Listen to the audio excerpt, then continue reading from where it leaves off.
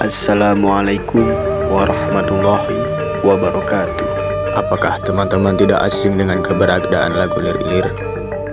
Apakah teman-teman juga sering menyanyikan lagu tersebut ketika masih kecil?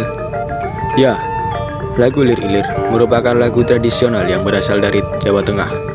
Lagu ini diciptakan oleh Sunan Kalijaga dalam rangka menyebarkan agama Islam di tanah Jawa pada awal abad ke-16. Proses penyebaran agama Islam yang dilakukan oleh Wali Songo di Indonesia menggunakan berbagai cara untuk dakwah supaya ajaran agama Islam diterima dengan baik oleh masyarakat umum. Salah satunya adalah dengan menggunakan sebuah lagu yang dilakukan oleh salah satu Wali Songo, yakni Sunan Kalijaga. Dalam upayanya berdakwah dengan menciptakan lagu Lir-Ilir. Terjemah lirik lagu Lir-Ilir seperti ini. Bangunlah, bangunlah, tanaman sudah bersemi, telah menghijau seperti pengantin baru. Anak gembala, pancatlah pohon belimbing itu. Walaupun licin, tetaplah pancatlah untuk membasuh pakaianmu. Pakaianmu terkoyak pada bagian pinggir. Jahitlah dan berairlah waktu sore nanti. Selagi bulan masih bersinar terang, selagi masih banyak waktu yang luang, ayo bersoraklah dengan sorakan. Dalam lagu Lir-Ilir tersebut sebenarnya memiliki makna bahwa kita sebagai umat manusia harus bangun dari keterpurukan. Kita harus bangun dari sifat malas yang ada dalam diri kita. Diri manusia itu dilambangkan sebagai tanaman yang sedang bersemi dan berwarna hijau. Maka terserah diri kita untuk tetap tidur ataupun bermalas-malasan, sehingga tanaman dalam diri kita akan mati atau akan bangun berjuang, supaya tanaman dalam diri kita dapat tumbuh besar. Apabila tanaman dalam diri kita tumbuh besar, maka diri kita tumbuh besar. Maka tentu saja kita akan mendapatkan kebahagiaan layaknya pengantin baru yang tengah berbahagia. Sementara itu, dalam lirik Cah Angon memiliki makna bahwa diri kita ini sebenarnya mampu membawa orang lain dan dirinya sendiri dalam jalan yang benar. Di dalam lirik tersebut, anak gembala diminta untuk memanjat pohon belimbing, bukan? Nah, pohon belimbing itu akan memiliki ciri khas berbentuk seperti bintang dengan 5 ujung. Makna 5 tersebut digambarkan sebagai rukun Islam yang berjumlah 5.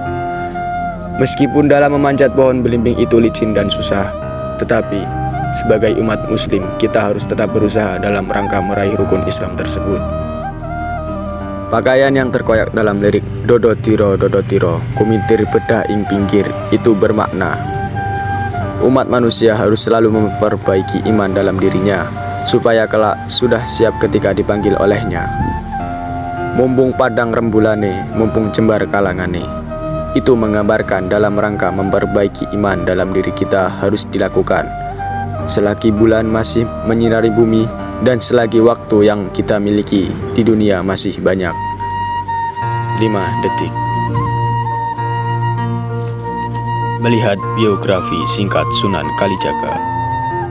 Sunan Kalijaga adalah salah satu wali songo yang populer berkat cara-cara yang beliau gunakan dalam upaya menyebarkan agama Islam di Nusantara, terutama di Pulau Jawa. Sunan Kalijaga mempunyai nama asli Pangeran Santi Kusuma yang lahir pada tahun 1450 di Tuban, Jawa Timur dan wafat 1513 di Kadilangu, Demak, Jawa Tengah.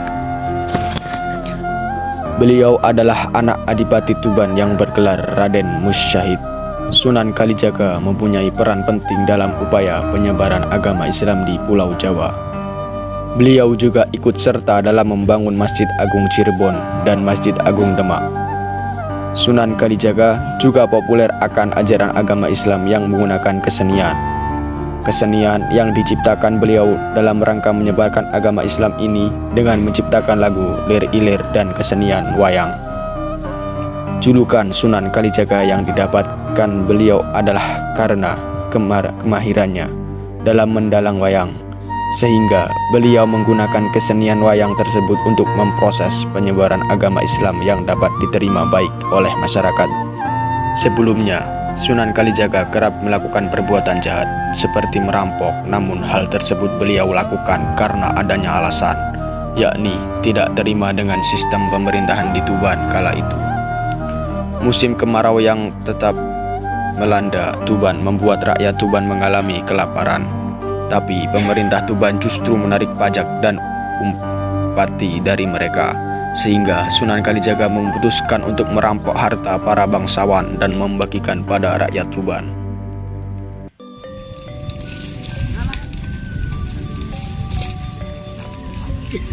Dek, ini dapat satu lagi. Bawa sini cepat.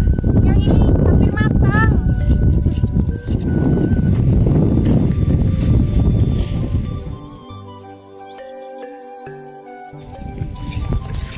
Bentar ya. Iya, kupas Mas. Dek, ingat, ibu sedang sakit dan adik hampir mati kelaparan. Bu, ini makanan buat adik. Sekedar untuk mengisi perut. Dari mana kalian dapat? Hah? Dari mana? Keluarga kita keluarga beragama. Walaupun kita sakit-sakitan, kelaparan, tapi kita tidak pernah memakan hasil curian. Tapi makanan ini bukan hasil curian. Ini dikasih orang, Bu. Dalam keadaan seperti sekarang, siapa yang akan memberikan kita makanan? Katakan, dari mana? Mencuri? Ya, anak-anakku memang anak-anak yang baik. Tunggu ya, akan kembali. Ya kok dengaran baru saya tetap bidang. Bapak yang berfoto ya.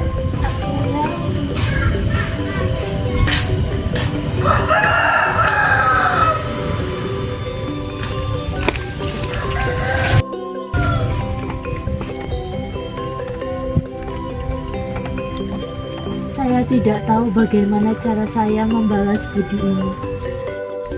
Jangan pikir begitu, Bu. Ini bukan hutang yang harus dibayar atau dibalas. Terima kasih, Kang. Bareng, Bu. Sewaktu-waktu beliau bertemu dengan Sunan Bonang dan bertaubat. Sunan Kalijaga memang sudah terkenal akan kemahirannya dalam mendalang wayang. Hal tersebut beliau manfaatkan untuk menyisipkan beberapa unsur ajaran Islam supaya dapat diterima oleh masyarakat umum. Masyarakat pada kala itu sangat mengemari pertunjukan wayang sebagai hiburan mereka. Secara tidak langsung masyarakat mengetahui dan memahami adanya ajaran Islam melalui pertunjukan wayang tersebut. Akhirnya Sunan Kalijaga berhasil mengkolaborasikan naskah kuno dan budaya wayang dengan ajaran Islam dalam pertunjukan mendalangnya. Selain wayang, Sunan Kalijaga juga menciptakan lagu untuk dinyanyikan oleh masyarakat umum yang berjudul Lir Ilir. Seperti yang dijelaskan sebelumnya, lagu Lir Ilir memiliki makna bahwa diri kita harus bangun dari keterpurukan dan mengumpulkan amal sebanyak mungkin untuk hidup di akhirat kelak. Cukup sekian.